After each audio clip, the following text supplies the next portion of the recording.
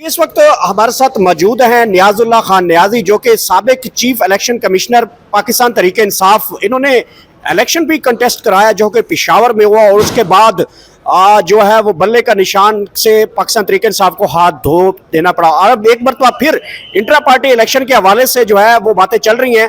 इनसे गुजारिशात पूछते हैं कि सर बताइएगा कि वो क्या सुकम रह गए थे जिसकी वजह से आपको से बल्ले का निशान छीना गया। आप तो चीफ इलेक्शन कमिश्नर थे और पाकिस्तान तहरीक इंसाफ के 2012 में भी आपने इलेक्शन करवाया, 18 में भी पाकिस्तान इंटर पार्टी तहरीक इंसाफ का जो है वो इलेक्शन करवाया, और एक मरतबा फिर होने जा रहा है। क्या सुकम रह गए थे जिसकी वजह से बल्ले के निशान से हाथ धोना पड़ा? बिस्मिल्लाहिर्रहमानिर्रहीम। इलेक्शन जो इंटर पार्टी इलेक्शन हुए उसमें कोई सुकम नहीं रह गया था।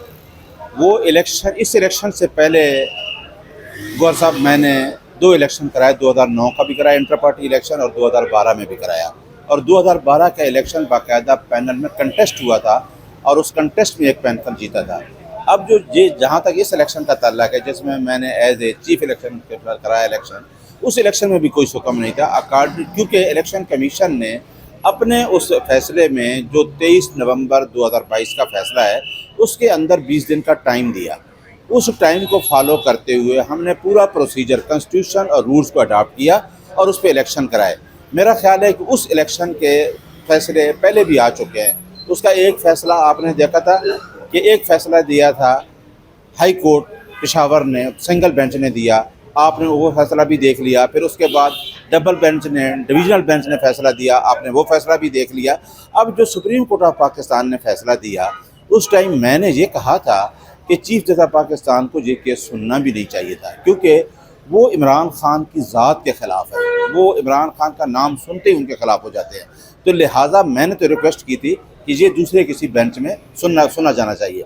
अब जो वहाँ एक्चुअली जो हमारे लिए मसला बना कि हमसे इन्होंने जो एक प्लान था कि पार्टी से बल्ले का निशान लेना है, अब उस फैसले को पढ़ लें। जो सुप्रीम कोर्ट ऑफ पाकिस्तान का मैंडेट हरगिज़ नहीं था, वो टोटली मैंडेट जो था इलेक्शन कमीशन ऑफ पाकिस्तान का, जो इलेक्शन एक्ट 2017 और 2017 के इलेक्शन रूल्स के तहत आता है। क्या हमने इलेक्शन उस तरह नहीं कराया?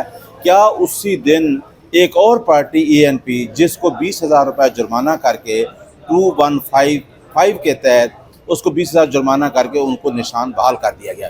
तो लिहाजा ये आपको पता है कि क्या होने जा रहा था और क्या हुआ हमारे साथ। एक पार्टी को, एक शख्स को माइनस करने के लिए एक लंदन प्लान इम्प्लीमेंट करना था और उसको उसके ख़िलाफ़ इतने मुकदमात बनाए जाना, उसको सिस्टम से आउट किया जाना, उसको मुल्क से बाहर भेजा जाना, ये सारी चीज़ें सामने थी।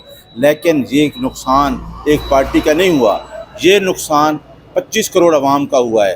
क्या आईन पाकिस्तान के शहरी को हक़ नहीं देता उसको राइट ऑफ वोट का?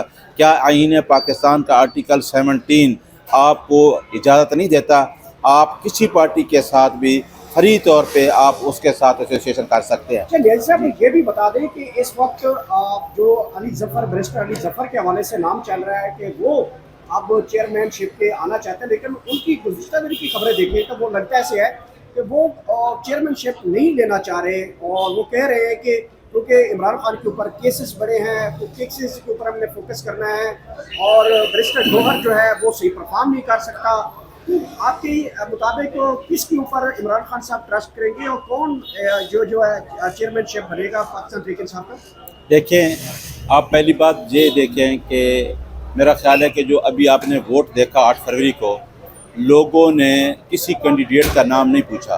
लोगों ने पूछा कि इमरान खान के कैंडिडेट का निशान क्या है, उसको वोट दिया। अभी क्योंकि चीफ इलेक्शन कमिश्नर मेरे बाद रऊफ़ हसन साहब को किया, और मैंने भी खबर ये सामने मेरे आई कि खान साहब ने जो चंद वकला अंदर खान साहब को मिले, तो बैरिस्टर गौहर साहब ने कहा कि खान साहब ने इस दफ़ा इलेक्शन में बैरिस्टर अली जफ़र साहब को नॉमिनेट किया है। चूँकि अब इलेक्शन का शेड्यूल अनाउंस हो चुका है और वो शेड्यूल आपके भी सामने आ चुका है। वो 3 मार्च को इलेक्शन होने जा रहे हैं, इंटर पार्टी इलेक्शन दोबारा। लेकिन अब पार्टी ने देखना है कि हमारे लिए जो मौजू है, और वो पार्टी उसी बात पे यकीन करती है जो खान साहब कह देते हैं, क्योंकि ये पार्टी जो है इसका विज़न जो है वो खान साहब ने दिया, वही आइन की बालादस्ती की बात करता है, वही कानून की हुक्मरानी की बात करता है। और मेरा ख्याल है हम तमाम लोग खान साहब की आवाज़ पे लब्बैक कहने वाले इस वजह से हैं कि खान عمران خان یہ چاہ رہا ہے کہ ملک کے اندر رول آف لا آئے. آپ نے دیکھ لیا کہ 8 فروری کو جواب وہی تھا. اب پارٹی جو بھی فیصلہ کرتی ہے، چاہے علی ظفر صاحب ہوں چاہے علی گوہر ہو، پارٹی یکجا ہے.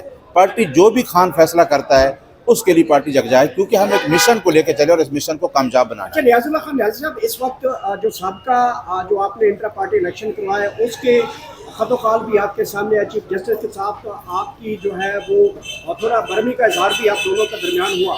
اس کے بعد آپ کے ساتھ جو ریزرو سیٹیں تھیں یا دوسری جو سیٹیں ہوتی ہیں ریزرو سیٹیں پاکستان تحریک انصاف کی، ان کا مسئلہ بنا. سنی اتحاد میں آپ لوگ جو ہے وہ اس وقت الحاق کر چکے ہیں. تو ابھی تک چیف الیکشن کمیشن کی جانب سے ابھی تک بھی فیصلہ نہیں آ سکا.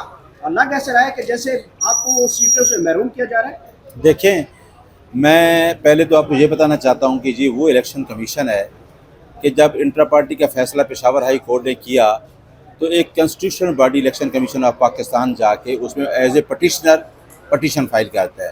اور وہی الیکشن کمیشن جو 2 دن بعد ہم شیڈول میں اپنا نشان دینے والے تھے، اس ٹائم بھی جا کے election commission of Pakistan supreme court of Pakistan میں اپنی پٹیشن دائر کرتا ہے. آپ دیکھ لیں کہ یہ الیکشن کمیشن آف پاکستان جس نے ہمارے ساتھ یہ رول پرفارم کیا بطور کنسٹیٹیوشنل باڈی ہوتے ہوئے، اس نے تمام ہمارے الیکشن کو، تحریک پاکستان کے الیکشن کو سبوٹاج کرنے کے لیے اور عمران خان کو مائنس کرنے کے لیے جو بھی اشارے تھے اس پہ پورا عمل درآمد کیا. چیف جسٹس پاکستان سے بھی ہمارا ذاتی کوئی اختلاف نہیں. میری ہمیشہ جنگ رہی ہے گوہر صاحب رول آف لا کے لیے. آپ نے میرے پہلے بھی انٹرویو کیا. میں ہمیشہ یہ چاہتا ہوں، میں عدلیہ تحریک کا حصہ رہا ہوں.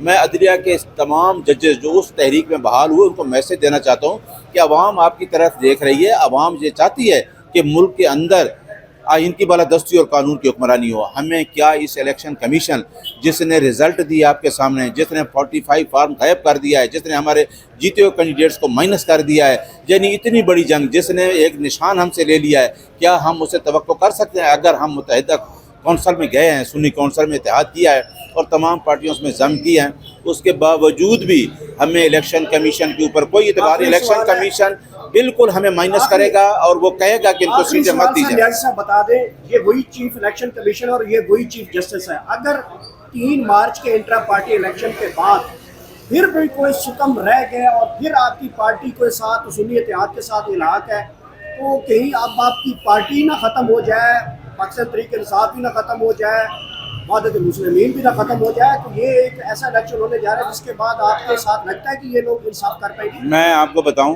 ہماری جب عمران خان سے جیل میں 2 دفعہ ملاقات ہوئی تو ہم نے عمران خان کو بتا دیا تھا کہ الیکشن سے بائی کارڈ نہیں رہنا، ہم جمہوری پروسیس کا حصہ بنائیں. آپ کو پتہ ہے کہ 8 فروری کو بھی ہمارے لوگوں کو جس طریقے سے روکا گیا، ریلیوں کو روکا گیا، آئینی حق سے ہمیں محروم کیا گیا، ہم نہیں رکے. ہم کبھی بھی پیچھے نہیں جائیں گے. ہاں، عمران خان کی لڑائی کیا ہے؟ عمران خان کو جو فارمولہ بتایا جا رہا ہے، عمران خان کو جو فارمولہ بتایا جائے، عمران خان اس پہ عمل درآمد نہیں کر رہا.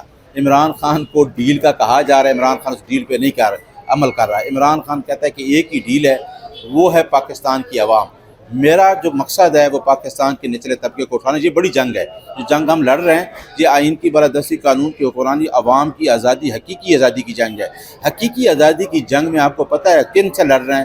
وہ مافیا، وہ کرپٹ مافیا، وہ اشرافیہ جو پاکستان کی جان نہیں چھوڑنا چاہتے. اس جنگ میں عوام ہمارے ساتھ ہیں. انشاءاللہ یہ عمران خان کی فتح نہیں ہے، یہ 25 کروڑ عوام کی فتح ہے.